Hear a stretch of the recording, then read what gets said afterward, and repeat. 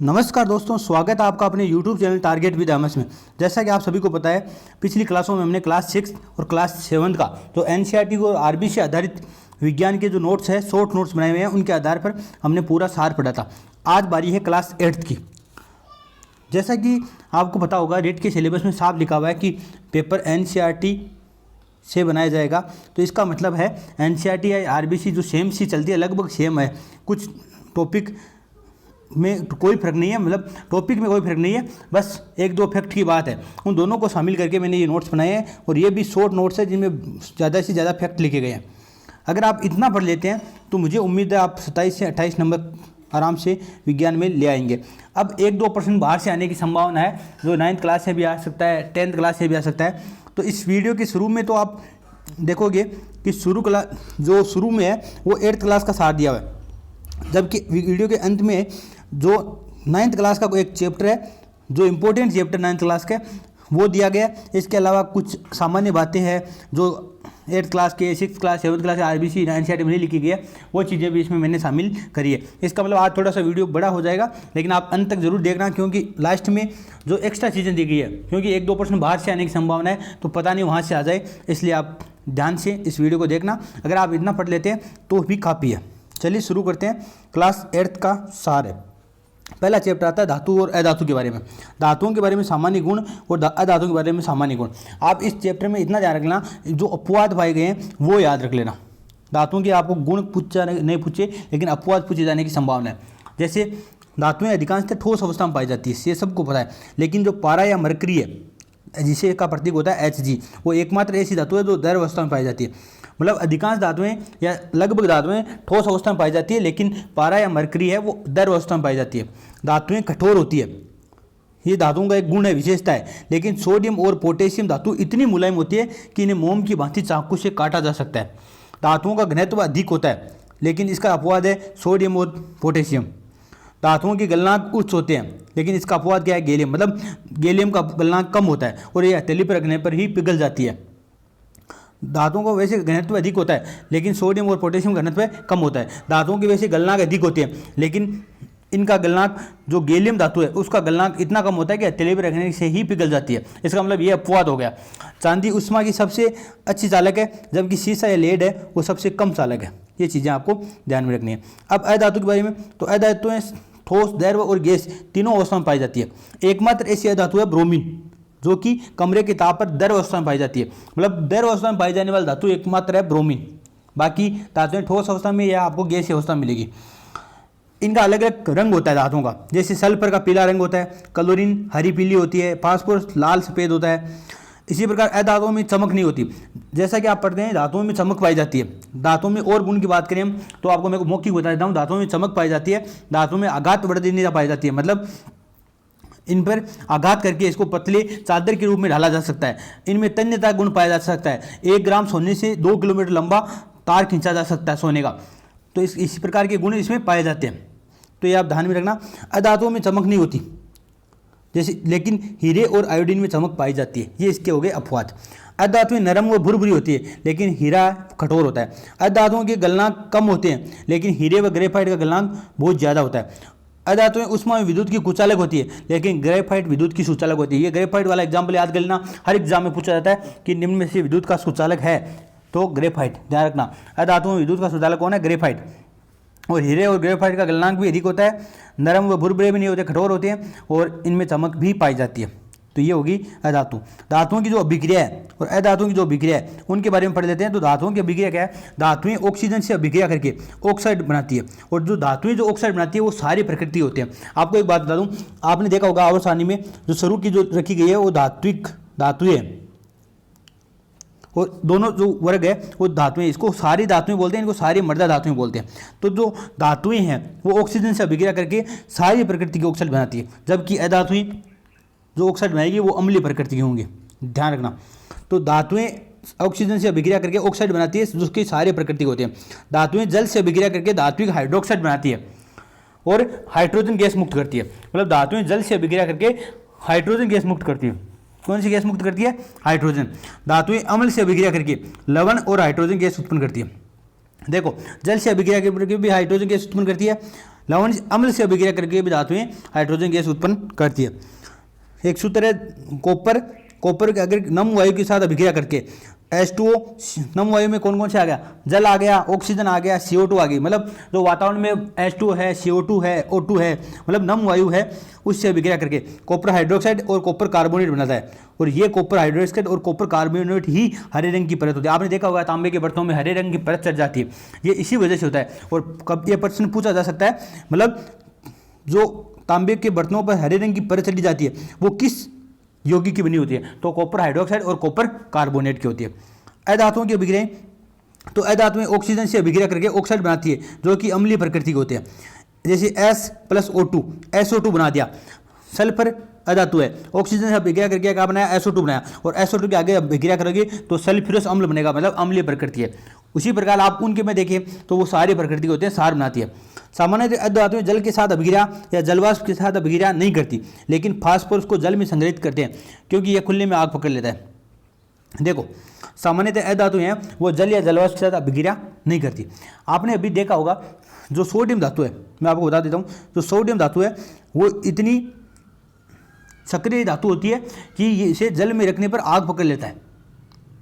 और अधातुओं में फॉस्फोरस इस प्रकार का है कि फॉस्फोरस इस प्रकार का है कि जल में रखने पर कि इसको जल में रखा जाता है, ये खुले में आग पकड़ लेता है, वायु में आग पकड़ लेता है, मतलब वो तो जल में आग पकड़ रहा था, ये खुले में आग पकड़ लेता है, इसलिए इसे वो जल में रखा जाता है। जबकि सोडियम को केरोसिन में रखा जाता है, मिट्टी के जल में डुबो कर रखा जाता है, तो जल के साथ अभिक्रिया नहीं करती, इसीलिए फॉस्फोरस को जल में संग्रहित करते हैं क्योंकि ये खुले में आग पकड़ लेता है। ये एक सक्रिय अधातु है।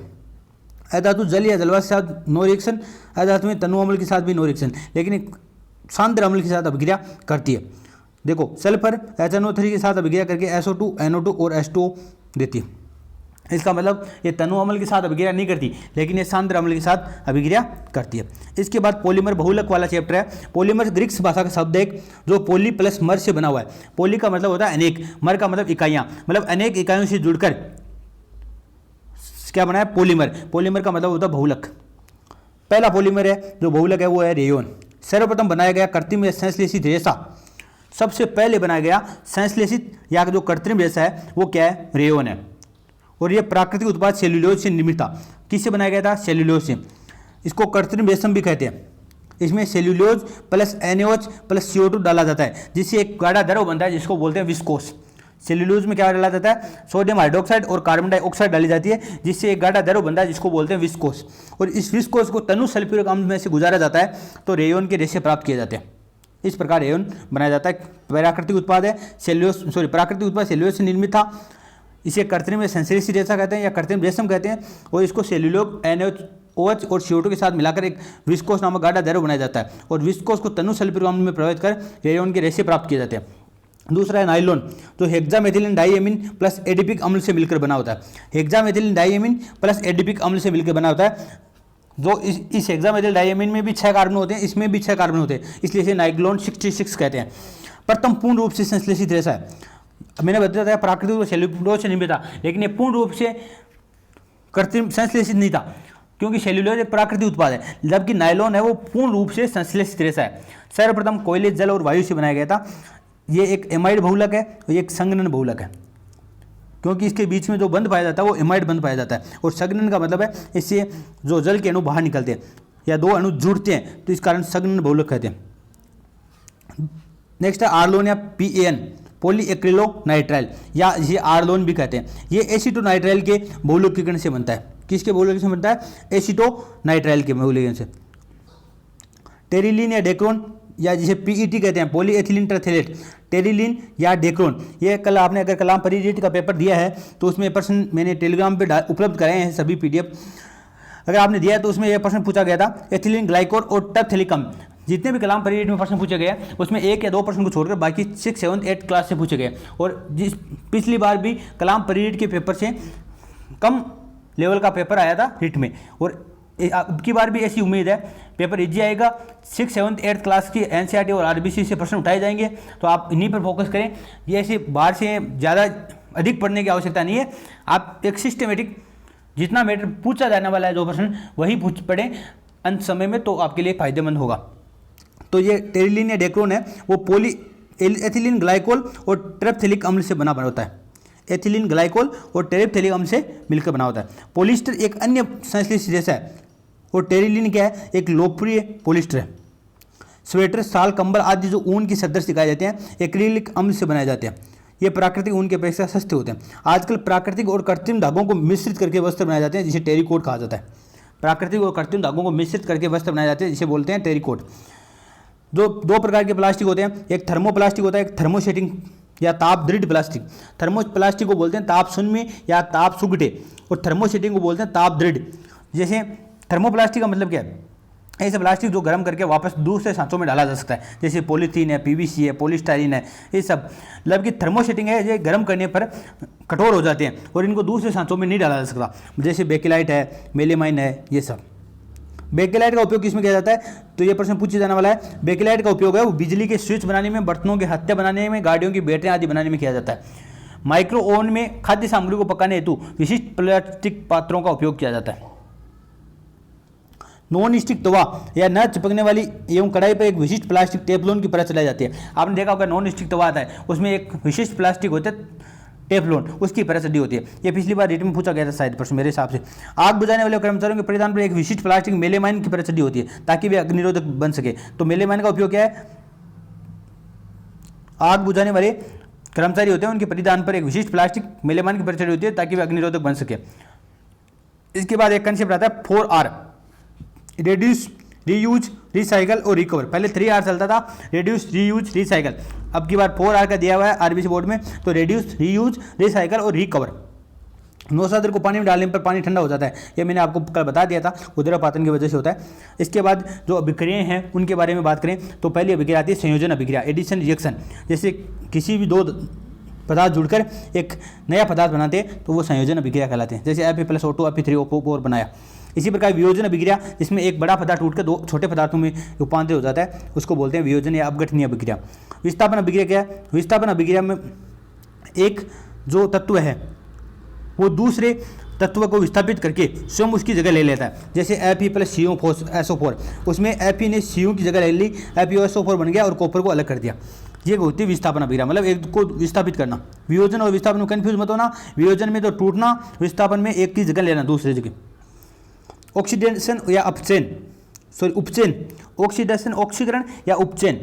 ऑक्सीकरण का समावेश, नेगेटिव जितने भी तत्व हैं उनका समावेश, ऑक्सीजन का समावेश, हाइड्रोजन का निकलना, इलेक्ट्रॉन का निकलना, मतलब ऋणावेश पदार्थों का समावेश, धनावेश पदार्थों का निकलना या इलेक्ट्रॉन का निकलना, तो ये कहलाती है ऑक्सीकरण अभिक्रिया। जैसे कॉपर प्लस ऑक्सीजन, कॉपर में ऑक्सीजन जुड़ा है मतलब ऑक्सीजन का समावेश हो रहा है, इसका मतलब कॉपर ऑक्साइड क्या है, ऑक्सीकरण अभिक्रिया। CHO4 में C+H2 है, हाइड्रोजन निकल रही है, इसका मतलब यह ऑक्सीकरण अभिक्रिया है।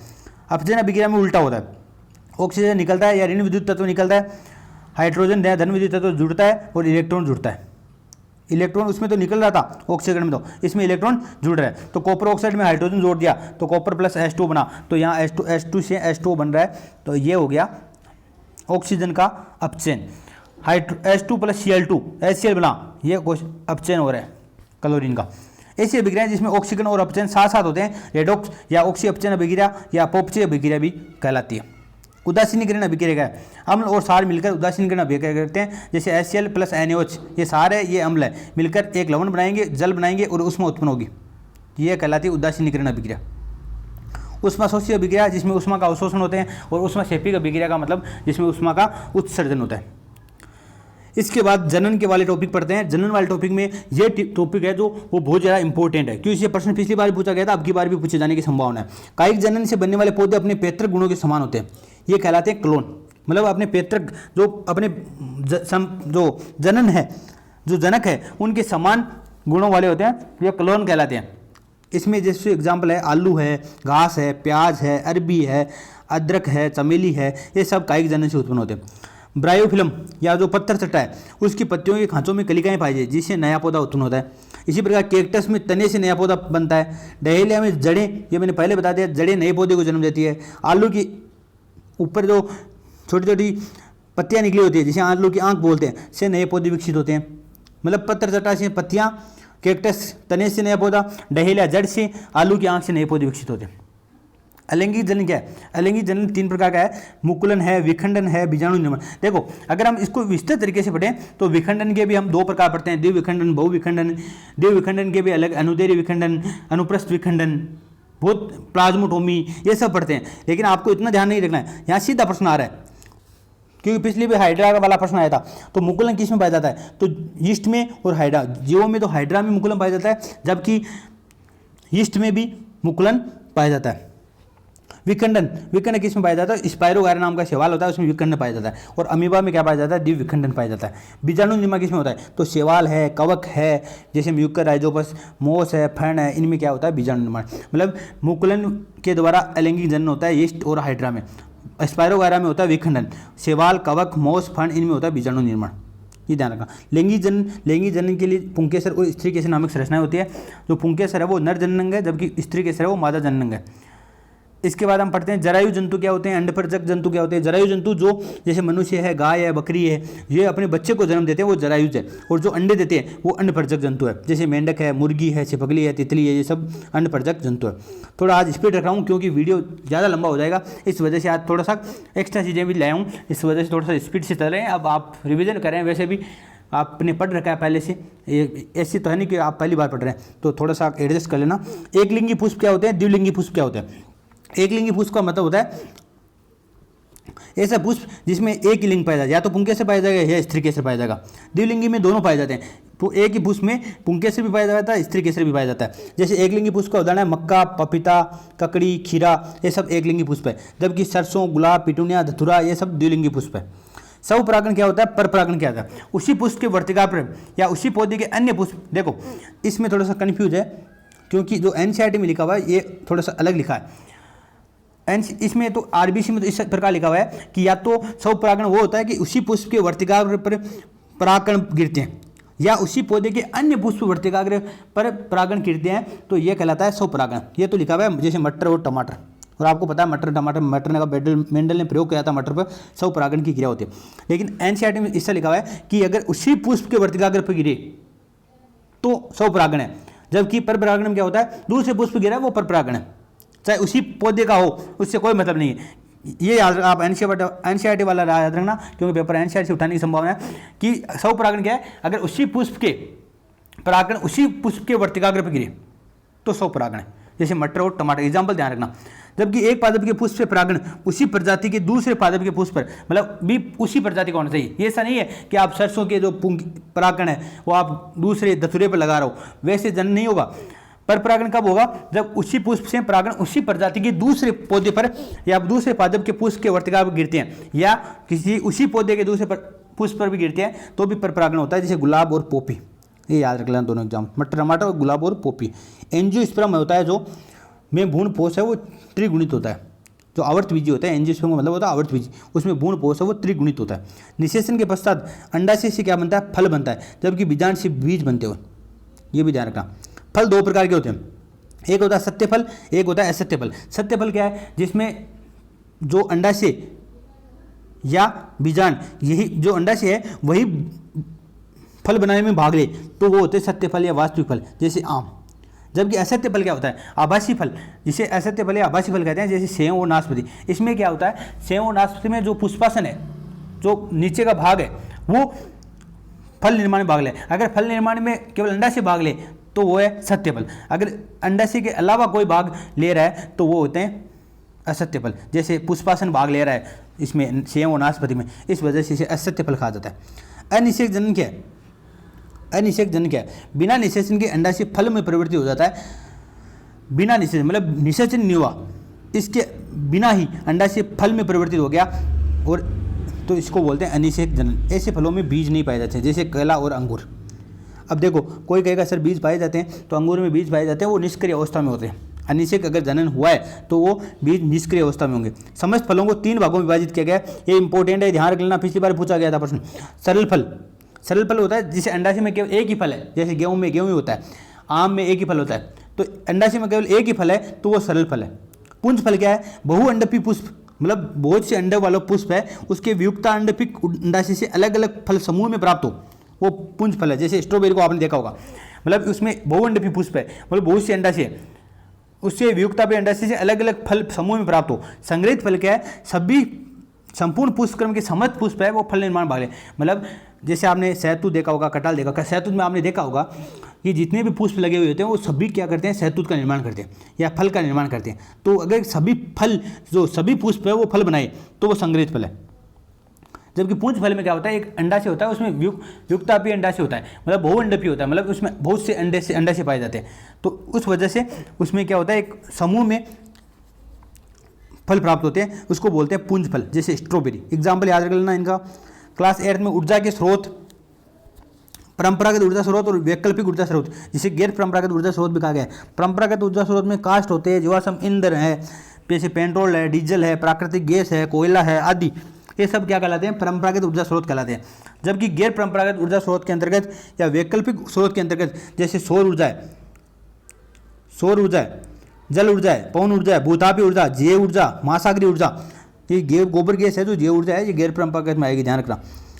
पर ये सब उदाहरण है गैर परंपरागत ऊर्जा स्रोत के। इसके अलावा जो प्रकाश वाला चैप्टर है उसमें प्रकाश एक माध्यम से दूसरे माध्यम में प्रवेश करने पर प्रकाश की चाल में परिवर्तन होता है, जिससे अपवर्तन की घटना होती है।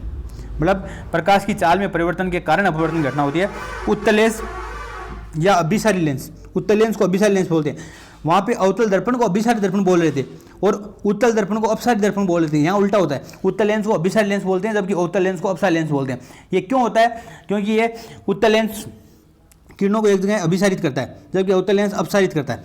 तो उत्तल लेंस से बना प्रतिबिंब वो वास्तविक के उल्टा होता है, जबकि अवतल लेंस से बना प्रतिबिंब सीधा आभासी और वस्तु से छोटा बनता है। सरल सूक्ष्मदर्शी क्या है, तो सरल सूक्ष्मदर्शी है वो उसमें उत्तल लेंस को आवर्धक लेंस के रूप में उपयोग किया जाता है। उत्तल लेंस को आवर्धक लेंस के रूप में उपयोग किया जाता है जो कि कम फोकस दूरी का होता है। घड़ी साज घड़ी के छोटे पुर्जों को देखने में इसका उपयोग करता है। संयुक्त सूक्ष्मदर्शी में क्या होता है, इसमें दो उत्तल लेंस लगे होते हैं एक धातु की नली में, एक तो आंख की ओर होता है जिसे नेत्रिका या आईपीस कहते हैं, जबकि एक जो वस्तु की ओर होता है उसको बोलते हैं अभिदर्शक लेंस। दूरदर्शन या दूरबीन जो है, दूरदर्शी या दूरबीन जो है उसमें भी दो उत्तल लेंस लगे होते हैं, एक अभिदर्शक लेंस होता है, एक नेत्रिका लेंस होता है। हमारे नेत्र में भी एक उत्तल लेंस लगा होता है जो प्रतिबिंब रेटिना पर उल्टा बनाता है एवं वास्तविक बनाता है, जिसे मस्तिष्क क्या करता है, सीधा कर देता है। वास्तविक उल्टा प्रतिबिंब बनता है उत्तल लेंस से और वस्तु से छोटा बनता है। ये भी हमारा प्रतिबिंब रेटिना में उल्टा ही बनता है लेकिन हमारा मस्तिष्क इसको सीधा पड़ता है। यही वजह है कि हम वस्तु जो आकृति बनती है हमारे माइंड में, वस्तु को देखकर प्रतिबिंब बनता है वो सीधा होता है क्योंकि ये मस्तिष्क से द्वारा किया गया सीधा है। वर्षा की बूंदों से अपवर्तन एवं आंतरिक परावर्तन के कारण और वन विक्षेपण होता है जिससे इंद्रधनुष दिखाई देता है। वर्षा की बूंदों में अपवर्तन और आंतरिक परिवर्तन के कारण आंतरिक परावर्तन है उसकी घटना के कारण और अपवर्तन की घटना के कारण वन विक्षेपण होता है जिसे इंद्रधनुष दिखाई देता है। लाल रंग की चाल अधिक होने के कारण यह प्रिज्म से गुजरने पर कम विचलित होता है, जबकि बैंगनी रंग की चाल कम होने की वजह से प्रिज्म से गुजरने पर अधिक विचलित होता है। ये ध्यान रखना। हवा का वेग बढ़ने से वायु का दाब कम हो जाता है। हवा का वेग बढ़ने से वायु दाब कम हो जाता है। जैसे कि आपने देखा होगा दो गुब्बारों में के बीच में अगर फूंक मारी जाती है, जैसे वहाँ का हवा का वेग बढ़ा और वायु का दाब कम हो गया, जिससे ये गुब्बारे नज़दीक आते हैं, दूर जाने की अपेक्षा नज़दीक आते हैं। तो ये आपने देखा होगा। तो हवा का वेग बढ़ने से वायु का दाब कम हो जाता है। चक्रवात को अमेरिकी माध्यम में हरिकेन कहा जाता है, जापान में बोलते हैं टाइफून। चक्रवात का केंद्र एक शांत क्षेत्र होता है जिसे नेत्र कहते हैं। चक्रवात का नेत्र कहा जाता है बीच वाले भाग को। अमेरिकी महाद्वीप में हरिकेन बोलते हैं और जापान में क्या बोलते हैं, टाइफून बोलते हैं। टोर्नेडो क्या है, टोर्नेडो एक गहरे रंग के कीप के आकार के बादल होते हैं। ये आकाश से पृथ्वी तल की ओर आते हुए दिखाई देते हैं हमें। टोर्नेडो है वो गहरे रंग के कीप के आकार के जो बादल हैं जो आकाश से पृथ्वी तल की ओर आते हुए दिखाई देते हैं, उसे बोलते हैं टोर्नेडो। अम्ल वर्षा जिसे संगमरमर कैंसर भी कहते हैं, संगमरमर का कैंसर भी कहते हैं, इसका पीएच होता है 5.6 से कम। ये 5.6 से कम, ये याद रखना। अभी एनटीपीसी के एग्जाम में भी पूछा गया था एक बार, अम्ल वर्षा का पीएच कितना होता है। तो ये नाइट्रोजन, सल्फर और कार्बन के ऑक्साइड मिलकर पानी से अभिक्रिया करके नाइट्रस अम्ल बनाते हैं, नाइट्रिक अम्ल बनाते हैं, सल्फ्यूरस अम्ल बनाते हैं, सल्फ्यूरिक अम्ल बनाते हैं, कार्बनिक अम्ल बनाते हैं, और जिसकी वजह से वर्षा अम्लीय हो जाती है और वर्षा को अम्लीय बनाकर वर्षा के साथ पृथ्वी पर बरसते हैं, जिससे संगमरमर की हानि होती है। जैसे ताजमहल का पीला रंग होना, ये इसी की वजह है। विश्व उष्णन क्या है, ग्लोबल वार्मिंग के बारे में हमने अन्य जगह चर्चा करेंगे, लेकिन ग्लोबल वार्मिंग क्या है, ग्लोबल वार्मिंग किसकी वजह से होता है, यह इंपॉर्टेंट है। तो सबसे ज़्यादा ग्लोबल वार्मिंग होता है CO2 की वजह से। उसके बाद CH4, उसके बाद N2O, उसके बाद CFC, उसके बाद जलवाष्प। सबसे ज़्यादा विश्व उष्णन या ग्लोबल वार्मिंग को प्रोत्साहित करने वाला है CO2, उसके बाद है CH4, उसके बाद N2O, उसके बाद CFC, उसके बाद है जलवाष्प। CO2, CH4 यह क्या है आपको बता देता हूँ थोड़ा सा। जो पृथ्वी पर जो किरणें आती है,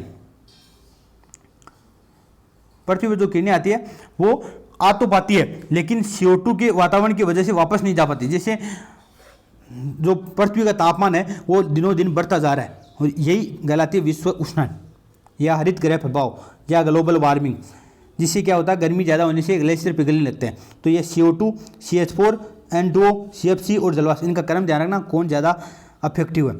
शैवाल ब्लूम क्या है? अपशिष्ट पदार्थों में नाइट्रेट और फॉस्फेट जैसे रसायन शैवालों के पोषक पदार्थों का, शैवालों के लिए पोषक पदार्थ का कार्य करते हैं। मतलब जो शैवाल होते हैं उनके नाइट्रेट और जो फॉस्फेट है वो पोषण पदार्थ का कार्य करते हैं, जिसके फलस्वरूप जलाशयों में शैवालों की अतिवृद्धि हो जाती है। मान लो क्या किसी ने नाइट्रोजन और फॉस्फेट के जो यौगिक है या जैसे रसायन है वो कल कारखानों से निकलने के बाद जल में डाल दिए, जिसकी वजह से शैवालों के लिए पोषण का कार्य करते हैं, जिससे शैवालों की अतिवृद्धि हो जाएगी। इसे बोलते हैं शैवाल ब्लूम। और ये अतिवृद्धि क्या करते हैं? जो ऑक्सीजन का अत्यधिक उपयोग करेंगे, जिससे जल में ऑक्सीजन की मात्रा कम हो जाएंगी और जलीय जीव मर जाएंगे। देखो इसके बाद जो अंतरिक्ष वाला चैप्टर है या उपग्रह वाला चैप्टर है उसके बारे में पढ़ते हैं। तो भारतीय विज्ञान संस्थान कहाँ बना हुआ है? तो बेंगलोर में बना हुआ है। भारतीय विज्ञान संस्थान कहाँ है? बेंगलोर में। जो भूस्तर उपग्रह है उसकी ऊंचाई कितनी होती है? 36,000 किलोमीटर, यह याद रखना।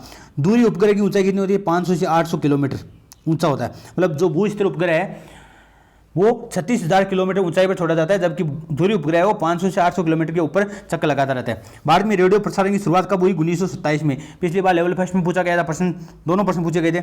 1937 में इसे ऑल इंडिया रेडियो नाम दिया गया, जबकि 1957 में इसे आकाशवाणी नाम दिया गया। तो ये दोनों प्रश्न पिछली बार 27 और 57 वाली डेट पूछी गई थी लेवल फर्स्ट में। 3 प्रकार की वेव होती है रेडियो में, एक तो होती है मीडियम वेव, एक शॉर्ट वेव, एक अल्ट्रा शॉर्ट वेव। जो तीनों रेडियो तरंगे हैं रेडियो में प्रयुक्त होने वाले। टेलीफोन के बारे में, तो टेलीफोन का आविष्कार किसने किया? तो अलेक्जेंडर ग्राहम बेल ने टेलीफोन का आविष्कार किया, जो कि ग्रीक भाषा का शब्द है। टेली का अर्थ होता है दूर और फोन का अर्थ होता है ध्वनि। फैक्स प्रणाली का आविष्कार किसने किया? तो 1843 में स्कॉटलैंड के अलेक्जेंडर बेल ने। वहाँ तो ग्राहम बेल था या अलेक्जेंडर बेल था, और ये लैटिन भाषा का शब्द है फेसिमिली से बना है, जिसका अर्थ होता है फेस यानी बनाना, सिमिली यानी उसी के समान, मतलब उसी के समान प्रतिलिपि बनाना फैक्स कहलाता है। मतलब यहाँ से किसी भी चार्ट या उसी के समान हम दूसरी जगह निकाल रहे हैं तो ये कहलाता है फैक्स प्रणाली। टेलीविजन का आविष्कार कब हुआ? तो टेलीविजन का आविष्कार जॉन लोगी बेड ने किया था, ब्रिटेन में किया था 26 जनवरी 1926 को। 26 जनवरी 1926 को टेलीविजन का आविष्कार जॉन लोगी बेड ने ब्रिटेन में किया था, जबकि 15 सितंबर 1559 को दिल्ली में टेलीविजन सेवा प्रारंभ की गई। 1882 में कोलकाता, मुंबई और चेन्नई में टेलीफोन सेवा प्रारंभ हुई। ISDN, EDI और EFT की फुल फॉर्म ध्यान रखना। ISDN का मतलब होता है integrated service digital network, EDI electronic data interchange, EFT electronic file transfer. EMitra 2005 से चलाए जा रहे हैं, राजस्थान सरकार की ई गवर्नेंस सुविधा है। इसमें PPP पब्लिक प्राइवेट पार्टनरशिप के तहत चलाए जा रहे हैं। सन 2004 में छोड़ा गया उपग्रह एजुसेट भारत का प्रथम उपग्रह है जो केवल शिक्षा के लिए। मुख्य बातें बताई मैंने आपको। एक बहुत बड़ा चैप्टर है और इसमें पूरा आपको नोट्स में मिलेगा, लेकिन मैंने मुख्य जो परीक्षा में आने वाले प्रश्न है वो बताएं आपको, इतना याद है। मित्र में जो भी ये जो एक तो जो कियोस्क होते हैं वो तो ग्रामीण क्षेत्रों के लिए होते हैं, और मित्र होते हैं वो शहरी क्षेत्रों के लिए होते हैं। इसके बाद जो तारामंडल है या जो सौर मंडल है उसके में जो ये तारामंडल है इनके बारे में पढ़ रहे हैं। तो तारामंडल में एक तो सप्तऋषि जो सब जानते हैं, जिसे बड़ा चम्मच भी बोलते हैं, इसे ग्रेट बियर या ग्रेट भालू भी कहते हैं, इसे अर्सा मेजर बोलते हैं, इसे बिग डिपर बोलते हैं, और इसमें 7 तारे होते हैं। आपने सप्तऋषि नाम सुना होगा, बाकी नाम भी याद रखना, बड़ा चम्मच, Great Bear, Ursa Major, Big Dipper. इसमें 7 तारे होते हैं। कितने तारे होते हैं? 7 तारे। उत्तर दिशा में दिखता है, रात को दिखता है। ओरियन में कितने तारे होते हैं? 8 तारे। शिकारी के आकार के होते हैं। बीच के जो 3 तारे हैं वो शिकारी के करदनी या बेल्ट कहलाते हैं। कैसियोपिया भी उत्तर दिशा में सप्तऋषि की विपरीत दिशा में बनता है, और इसमें 5 तारे हैं, और ये M और W आकार के होते हैं।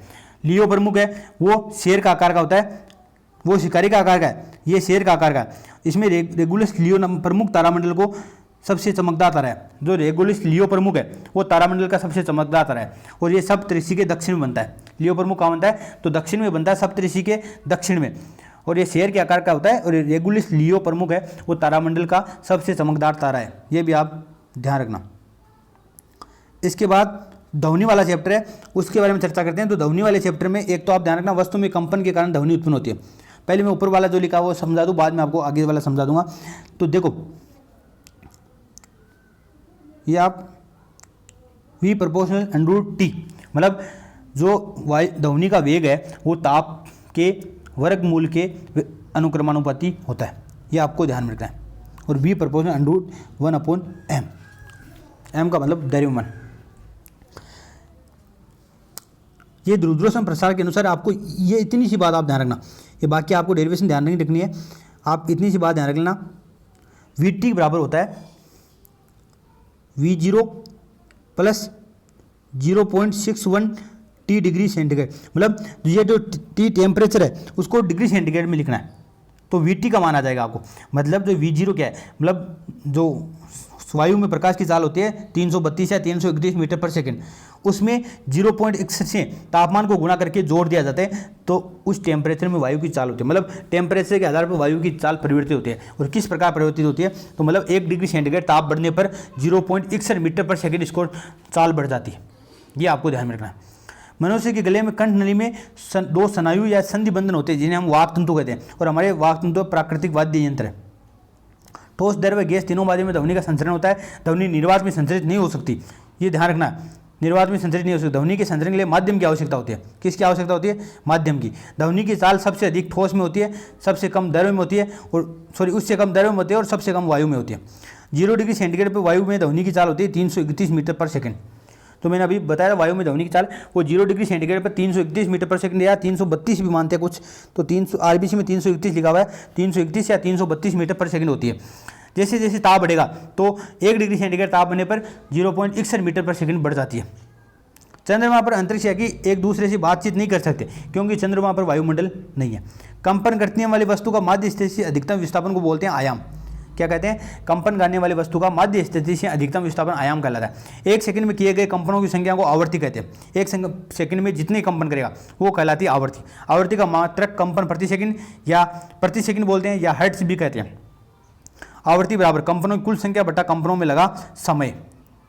एक कंपन करने में लगे समय को आवर्तकाल कहते हैं। आवर्तकाल एवं आवर्ती एक दूसरे के व्युत्क्रम होते हैं। आवर्तकाल का मात्रक सेकंड होता है। आवर्ती का मात्रक 1/सेकंड या कंपन प्रति सेकंड, जबकि आवर्तकाल का मात्रक सेकंड होता है। आवर्तकाल 1/आवर्ती होता है। जो 50 डेसिबल तक ध्वनि होती है उसको बोलते हैं सामान्य ध्वनि। ध्वनि की तीव्रता या प्रबलता उसके कंपन के आयाम पर निर्भर करती है। ध्वनि की प्रबलता कंपन के आयाम बढ़ने पर बढ़ती है। ध्वनि की प्रबलता का मात्रक डेसिबल होता है। देखो ध्वनि की जो तीव्रता होती है इसमें 3 होती है। एक तीव्रता होती है, एक तारत्व होता है, और एक गुणता होती है। ध्वनि की जो तीव्रता है वो उसके कंपन के आयाम पर निर्भर करती है। निर्भर किस पर करती है, आयाम पर, जबकि तारत्व है वो आवर्ती पर निर्भर करता है। ये ध्यान रखना, मेन चीज़ों पूछी जाने में। ध्वनि की प्रबलता कंपन के आयाम बढ़ने पर बढ़ती है, और ध्वनि की प्रबलता का मात्रक डेसिबल होता है। और ध्वनि का अगर हम डेरिवेशन की बात करें तो एकांक क्षेत्रफल से गुजरने वाली जो ऊर्जा है उसको बोलते हैं ध्वनि। एकांक क्षेत्रफल से गुजरने वाली ऊर्जा को ध्वनि कहते हैं। तो इसका मात्रक क्या होता है, डेसिबल। और जो 50 डेसिबल की जो ध्वनि होती है वो सामान्य ध्वनि कहलाती है, और 80 डेसिबल से अधिक की ध्वनि शोर कहलाती है। ध्वनि के तीक्ष्ण अथवा भारी होने के कारण के लक्षण को तारत्व कहते हैं। मतलब कोई ध्वनि तीक्ष्ण है या कोई ध्वनि भारी है, इसको जो लक्षण है उसको बोलते हैं तारत्व है। और ध्वनि का तारत्व ध्वनि की आवृत्ति पर निर्भर करता है। किस पर निर्भर करता है, आवृत्ति पर। ध्वनि की तीव्रता आयाम पर निर्भर करती है, ध्यान रखना। ध्वनि की प्रबलता आयाम पर निर्भर करती है, लेकिन ध्वनि का तारत्व है वो आवृत्ति पर निर्भर करता है। उच्च तारत्व वाली ध्वनि की आवृत्ति उच्च, जबकि निम्न तारत्व वाली ध्वनि की आवृत्ति न्यून होती है। तारत्व या आवृत्ति अधिक होने के कारण महिलाओं और बच्चों की आवाज़ पुरुषों की तुलना में सुरीली व बारीक होती है। शेर की दहाड़ की प्रबलता मच्छर की बिनबिनार से अधिक होती है। मतलब शेर का दहाड़ है उसमें तीव्रता या प्रबलता है वो अधिक होती है मच्छर से, लेकिन शेर की दहाड़ का तारत्व मच्छर की बिनबिनार से कम होता है। 3 प्रकार की ध्वनि होती है। एक 20 हर्ट्ज से 20,000 हर्ट्ज जिसे सर्व ध्वनि करते हैं, जिसे हम सुन सकते हैं। 20 हर्ट्ज से कम है उसको अपसर्व्य या इंफ्रासोनिक कहते हैं। 20,000 हर्ट्ज से अधिक है उसको बोलते हैं प्रासर्व्य या अल्ट्रासोनिक। वो उसको इंफ्रासोनिक, इसको अल्ट्रासोनिक। और इस प्रासर्व्य ध्वनि तरंगों का उपयोग किया जाता है सोनोग्राफी में। प्रासर्व्य ध्वनि तरंगों का उपयोग सोनार नामक यंत्र द्वारा समुद्र की गहराई नापने और पनडुब्बी की स्थिति व चाल ज्ञात करने में किया जाता है। कुत्ते, चमगादड़, व्हेल, चूहे आदि प्रासर्व्य ध्वनि को सुन सकते हैं। आपने देखा होगा चमगादड़ है रात में गति करते समय ये प्रासर्व्य ध्वनि तरंगों को ही यूज करता है, जिससे उसको आगे जो अवरोध या टकराव है उसका पता लग जाता है। मानवकर्ण के बारे में थोड़ा सा पढ़ लेते हैं। मनुष्य के कान के बाहरी भाग की आकृति है वो कीपनुमा होती है। मध्य कर्ण में 3 हड्डियां पाई जाती है। जो कर्ण होता है उसके मध्य कर्ण है उसमें 3 हड्डियां पाई जाती है। ये हड्डियों का नाम याद रखना, मुद्रक, न्यायी और वल्लेख। जो बाहर केपनुमा आकृति होती है उसे पिन्ना कहते हैं। जब ध्वनि इसमें प्रवेश करती है तो ये नलिका से गुजरती है, जिसे श्रवण गुहिका कहते हैं। इस नली के सिरे पर एक पतली झिल्ली दर्द से तनित होती है, यह कर्णपटल या पर्दा कहलाती है। ध्वनि के कंपन कर्णपटल को कंपित करते हैं और कर्णपटल कंपनों को अंतःकरण तक भेज देता है। यहाँ से श्रवण तंत्रिका द्वारा संकेतों को मस्तिष्क तक भेजा जाता है। इस प्रकार हमें ध्वनि सुनाई देती है। सांस लेने में 10 डेसिबल की ध्वनि होती है। धीमी बातचीत में 20 से 30 डेसिबल, रेडियो संगीत में 50 से 60 डेसिबल, 50 से 80 सहन करने योग्य, 80 डेसिबल से अधिक है वो असहनीय होती है। जो पादपों में पोषण है ये 9th क्लास का चैप्टर है, 9th क्लास में दिया गया, लेकिन जो पूरा चैप्टर मैंने नहीं लिखा है। जो चीज़ें आपके लिए इंपॉर्टेंट है वो लिखी है। पादपों में भोजन प्रकार की जो निर्माण की प्रमुख विधि है वो है प्रकाश संश्लेषण, और हमारे सिलेबस में प्रकाश संश्लेषण दिया गया है। और जो 6ठी 7वीं 8वीं की बात करें हम किताबों की, तो उनमें प्रकाश संश्लेषण को इतना अच्छा तरीका से नहीं दिया गया है। तो आप ध्यान रखना, प्रकाश संश्लेषण वाला ये तोड़ सकते। प्रकाश संश्लेषण क्या है? हरे पौधों द्वारा प्रकाश ऊर्जा को रासायनिक ऊर्जा में परिवर्तित करने की क्रिया को प्रकाश संश्लेषण कहते हैं। ये रासायनिक ऊर्जा एटीपी के रूप में प्राप्त होती है या एनएडीपीएच, जिसे अपचयित एनएडीपीएच के रूप में प्राप्त होती है। एटीपी का पूरा नाम याद रखना, एडिनोसिन ट्राइफॉस्फेट, जबकि एनएडीपीएच का पूरा नाम होता है निकोटिनामाइड एडिनिन डाइफॉस्फेट। तो इन दोनों के रूप में संचित रहती है। पौधे इस ऊर्जा का उपयोग CO2 के अपचयन में करते हैं और संपूर्ण क्रिया के फलस्वरूप कार्बोहाइड्रेट प्राप्त होता है, जिसे सभी प्राणी क्या करते हैं? भोजन करते हैं। प्रकाश संश्लेषी वर्णक क्या है? तो प्रकाश संश्लेषी वर्णक विशिष्ट कोशिकाओं में अव्यवस्थित रहते हैं, जो कोशिका द्रव्य में बिखरे होते हैं। हेक्कल नामक वैज्ञानिक ने इसे प्लास्टिड्स नाम दिया है, लवक नाम दिया है। ये कवकों में तथा प्रोकैरियोट्स जैसे जीवाणु, नीलरहित शैवालों को छोड़कर सभी पादप कोशिकाओं में होता है। मतलब ये प्रोकैरियोटिक जीवों में जैसे जीवाणु, नीलरहित शैवाल जो हमने पढ़े थे उनमें नहीं पाया जाता और कवकों में नहीं पाया जाता, बाकी सभी पादप कोशिकाओं में पाया जाता है। अब प्लास्टिक में जो भी एक हरित लवक होता है, ये हरे रंग के होते हैं, जैसे इसे ल्यूकोप्लास्ट होता है, क्लोरोप्लास्ट होता है, क्रोमोप्लास्ट होता है, वर्णिल लवक, हरित लवक, इसके अलावा ल्यूकोप्लास्ट। तो ये सब होते हैं इसमें। जो हरित लवक के बारे में पढ़े तो हरे रंग के वर्णक होते हैं या लवक होते हैं। इनका हरा रंग इसमें पाए जाने वाले पर्णहरित वर्णक या क्लोरोफिल की वजह से होता है। पौधों तथा पत्तियों का हरा रंग इन्हीं के कारण होता है। इनका कार्य प्रकाश संश्लेषण द्वारा भोजन का निर्माण करना होता है। हरित लवक में 2 स्पष्ट क्षेत्र होते हैं, एक तो होता है स्ट्रोमा या पीठिका, एक होता है ग्रेना। स्ट्रोमा या पीठिका क्या? ये हरित लवक की पीठिका कहलाता है, बनाता है। मतलब जो हरित लवक का जो पीठिका वाला भाग है उसको स्ट्रोमा या पीठिका कहते हैं। इसमें प्रोटीन संश्लेषण करने वाले राइबोसोम बिखरे रहते हैं। प्रकाश संश्लेषण की अप्रकाशिक जो अभिक्रिया होती है, आगे बढ़ेंगे। अप्रकाशिक अभिक्रिया, प्रकाशिक अभिक्रिया क्या है? तो प्रकाश संश्लेषण की जो अप्रकाशिक अभिक्रिया है वो स्ट्रोमा के इसी भाग में होती है। किस भाग में होते हैं? स्ट्रोमा वाले भाग में संपन्न होती है। एक तो ये याद रखना। ग्रेना है वो हरित लवक की इस भाग में प्रकाशिक अभिक्रिया संपन्न होती है। प्रत्येक हरित लवक में 40 से 60 ग्रेना पाए जाते हैं। ग्रेनम क्षेत्र में पट्टिकाएं सिक्कों के ढेर की भांति एक दूसरे पर व्यवस्थित रहते हैं, जिसे थैलेकोइड बोलते हैं। मतलब इसमें इस प्रकार सिक्कों के रूप में व्यवस्थित रहते हैं, जिसे थैलेकोइड बोलते हैं, और इसी की जो परत है उसको बोलते हैं ग्रेना। उच्च पौधों में हरित लवक के चार प्रकार के वर्णक पाए जाते हैं। एक chlorophyll A, chlorophyll B, carotene और जेंथोफिल। जो क्लोरोफिल ए है उसे मुख्य प्रकाश संश्लेषी वर्णक कहा जाता है, और यह प्रश्न अभी लैब असिस्टेंट एग्जाम में पूछा गया था 28 तारीख के दिन। क्लोरोफिल ए को मुख्य प्रकाश संश्लेषी वर्णक कहते हैं। ये दोनों ए और बी हरे रंग के होते हैं, कैरोटीन नारंगी रंग का होता है, जबकि जेंथोफिल पीला रंग का होता है। अब देख लो, इस प्रकार आप याद रख लेना। लास्ट में ना आ रहा है, इसमें नारंगी आ रहा है, इसमें ला आ रहा है, इसमें पीला ला आ रहा है। तो ये इस प्रकार आप याद रख लेना। प्रकाश संश्लेषण क्रिया विधि क्या है? तो इसमें क्या होता है? 6 CO2 और 12 H2 मिलकर प्रकाश या पर्णहरित की उपस्थिति में C6H12O6 plus 6H2O plus 6O2 बनाते हैं। प्रकाश संश्लेषण क्रिया मुख्य रूप से 2 चरणों में संपन्न होती है। एक तो होती है प्रकाशिक अभिक्रिया, एक होती है अप्रकाशिक अभिक्रिया। प्रकाशिक अभिक्रिया में क्या होता है? इस क्रिया के अंतर्गत सूर्य की विकिरण ऊर्जा का रासायनिक ऊर्जा में परिवर्तन होता है। इसमें निम्न मुख्य क्रिया होती है। एक तो क्या होता है? कुछ निश्चित तरंगदैर्घ्य के प्रकाश का पर्णहरित द्वारा अवशोषण किया जाता है। मतलब सूर्य के प्रकाश से कुछ जो निश्चित तरंगदैर्घ्य है जो काम किए उनका पर्णहरित द्वारा अवशोषण किया जाता है। फिर पर्णहरित का उत्तेजन होता है। फिर जल का प्रकाशिक अपघटन होता है। जो जल का प्रकाशिक अपघटन है वो प्रकाशिक अभिक्रिया में ही हो जाता है।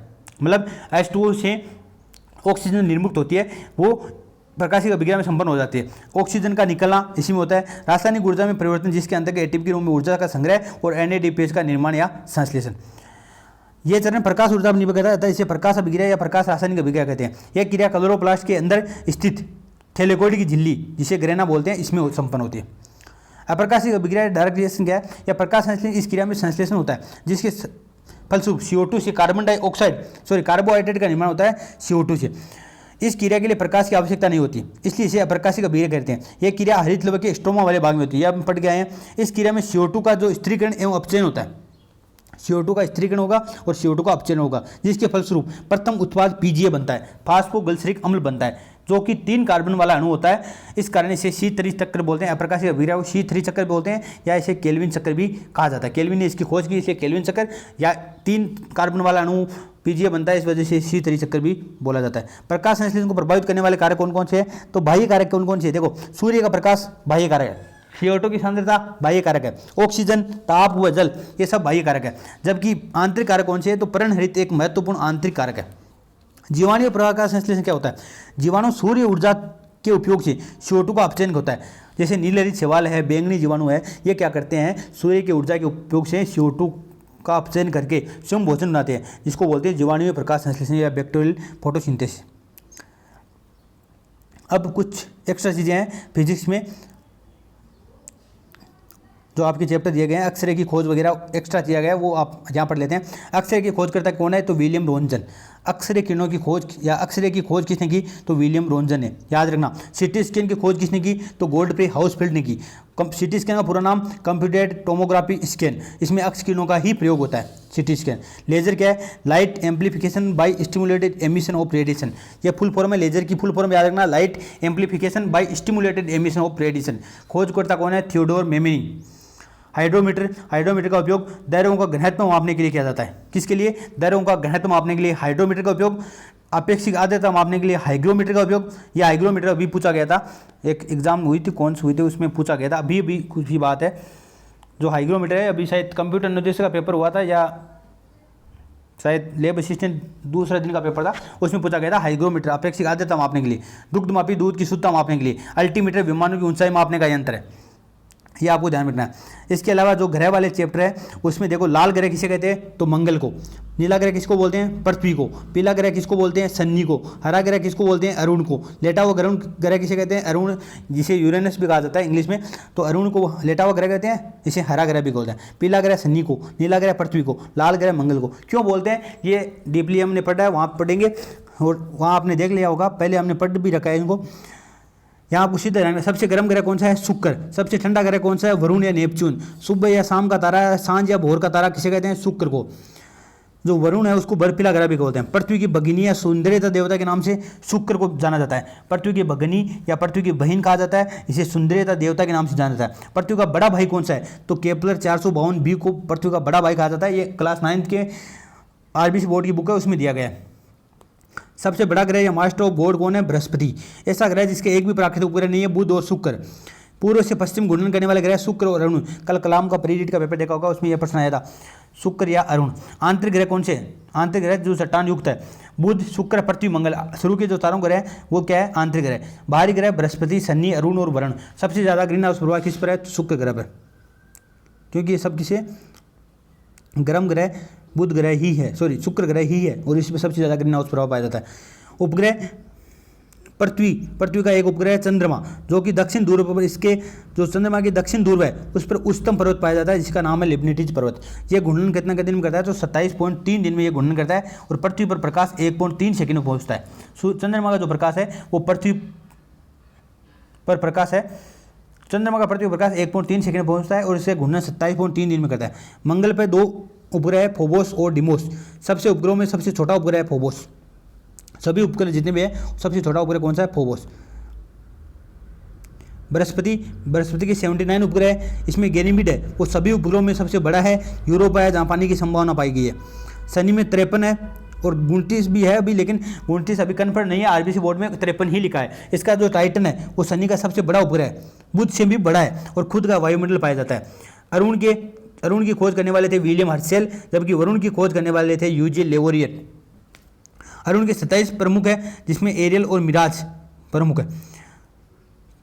वरुण के 13 या 14 उपग्रह है, जिसमें टाइट्रोन है, तो वरुण का देखो शनि का टाइटन है, जबकि वरुण का टाइट्रोन है। वरुण का सबसे बड़ा उपग्रह है। विशाल बोने ग्रह जितना विशाल है और असामान्य चाल है इसकी, वरुण के विपरीत घूर्णन करता है।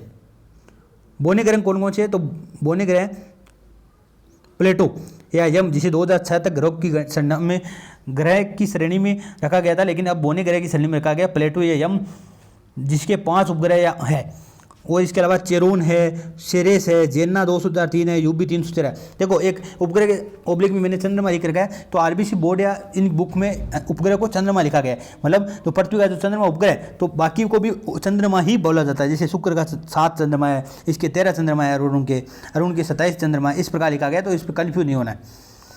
ग्रहों का क्रम, सूर्य से दूरी के आधार पर ग्रहों का क्रम क्या है? तो सूर्य से दूरी के आधार पर पहला आता है बुध, शुक्र, पृथ्वी, मंगल, बृहस्पति, अरुण और वरुण। देखो याद रखने का तरीका बताता हूँ आपको। सूर्य से दूरी के अनुसार, सूर्य के देखो सबसे पहला आता है बुध, बुध के बाद बृहस्पति को छोड़ दो, अगला वार कौन सा, वार के अनुसार देखो, उसके बाद अगला वार आता है शुक्र, शनि को छोड़ दो, अगला वार क्या आता है रवि, रवि की जगह लिख लो पृथ्वी, पृथ्वी के बाद सोमवार को छोड़ दो, अगला वार आता है मंगलवार, बुधवार को छोड़ दो, अगला वार आता है बृहस्पतिवार, तो ये बृहस्पतिवार होगा। उसके बाद लास्ट में अरुण और वरुण, ये अल्फाबेटिक अरुण और वरुण याद रख लेना। पृथ्वी से दूरी के अनुसार, अब देखो ये मैंने बता दिया पृथ्वी के से दूरी के अनुसार, तो पृथ्वी से सबसे नजदीक कौन सा है? शुक्र, जो बहन है वो सबसे नजदीक होगी, शुक्र भगिनी कहा जाता है, तो शुक्र सबसे नजदीक है। उसके बाद मंगल, उसके बाद बुध, उसके बाद बृहस्पति, उसके बाद अरुण और वरुण।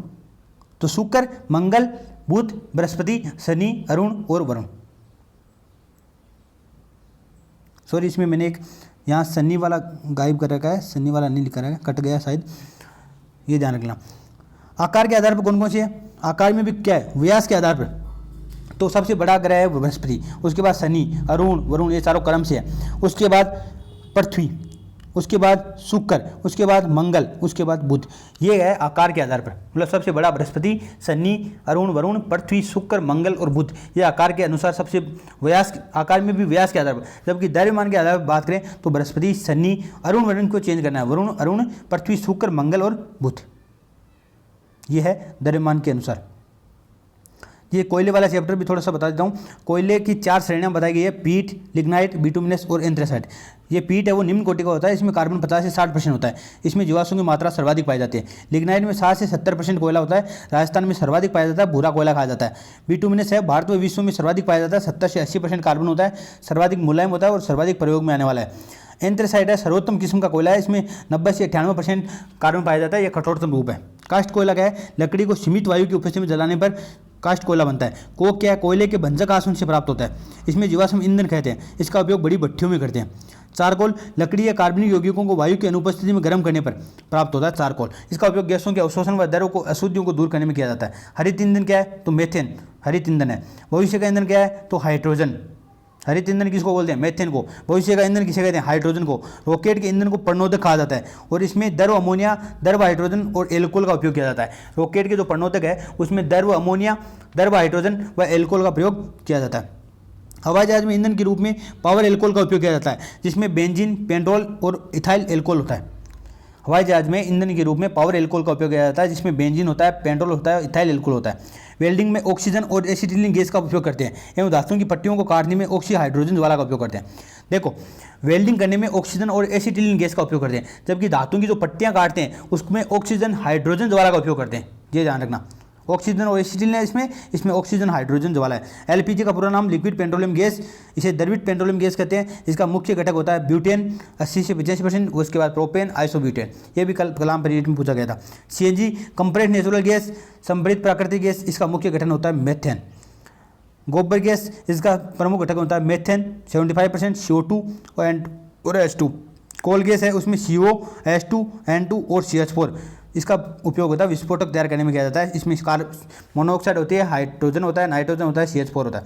वाटर गैस, भाप अंगार गैस बोलते हैं इसे जल गैस बोला जाता है, इसमें CO प्लस H2 होता है। ये फॉर्मूला याद रखना, कार्बन मोनोऑक्साइड प्लस हाइड्रोजन मिला दिया तो वाटर गैस बनेगी। इसमें मेथिल एल्कोहल व अमोनिया गैस के उत्पादन में उपयोग किया जाता है। जो प्रोड्यूस्ड गैस है जिसे वायु अंगार गैस बोलते हैं या इसे उत्पादक गैस बोलते हैं, ये CO प्लस N2 का मिश्रण है। धातुओं की निष्कर्षण में, कांच के उत्पादन में करते हैं, क्योंकि ये गैस जलने पर तीव्र ताप उत्पन्न करती है। इसका उपयोग तेल गैस क्या है? मेथेन, एथिलीन व एसिटिलीन का मिश्रण है। यह प्रयोगशाला में प्रयुक्त होते हैं। मेथेन, एथिलीन और एसिटिलीन को मिलाकर तेल गैस बनाई जाती है। समुद्र की तलहटी में उपस्थित क्लेथ थ्रेड ईंधन का उपयोग पेट्रोलियम के विकल्प के रूप में तथा विद्युत उत्पन्न करने में करते हैं। जो क्लेथ थ्रेड ईंधन है उसका उपयोग पेट्रोल के विकल्प के रूप में करते हैं या विद्युत उत्पन्न करने में भी किया जाता है। सोनार का पूरा नाम क्या है? Sound navigation and ranging. Radar का पूरा नाम क्या है? Radio detection and ranging. Sonar है वो जल में कार्य करता है, जबकि रेडार है वो वायु में कार्य करता है। रडार का आविष्कर्ता कौन है? तो टेलर व लियो यूंग है, जिन्होंने रडार का आविष्कार किया 1922 में। तरंगों के उत्पादन के लिए जो यंत्र उपयोग में किया जाता है वो है मल्टी कैविटी मैग्नेट्रोन। रेडियो तरंगों के आविष्कर्ता कौन है? Heinrich haters. मेघ संख्या क्या है? किसी माध्यम में जो पिंड की चाल है बट्टा उसी माध्यम में ध्वनि की चाल है उसको बोलते हैं मेघ संख्या। जो वायुयानों की गति है उसको मेघ संख्या मापा जाता है। मेघ संख्या का मान अगर 1 से ऊपर है तो उसे बोलते हैं पराध्वनिक चाल। मेघ संख्या का मान 5 से अधिक है तो उसे बोलते हैं अति पराध्वनिक या हाइपरसोनिक चाल कहा जाता है। ये थे आपके 6th 7th 8th की जितने भी चैप्टर है उनके नोट्स मैंने उपलब्ध करवा दिए हैं। शॉर्ट नोट्स है, उनके माध्यम से आपको रिवीजन भी करवा दिया है। अब आप पर है इन वीडियो को कितनी बार देखते हैं, 2 से 3 बार आप देखिए, जितनी बार, क्योंकि कम समय में करवाया है। अगर आप 3 घंटे में अगर पूरी साइंस में से अगर आप 27 से 28 नंबर प्राप्त करें तो ये बहुत बड़ी बात है। और अंत समय में आपका रिवीजन, वो बोलते हैं ना अंत भला तो सब भला। चलिए आज के लिए इतना ही। धन्यवाद। जय हिंद, जय भारत।